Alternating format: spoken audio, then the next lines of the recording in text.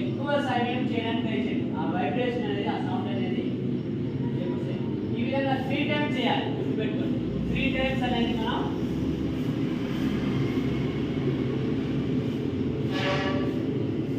Vibration అనేది మీరు observe చేసుకోండి.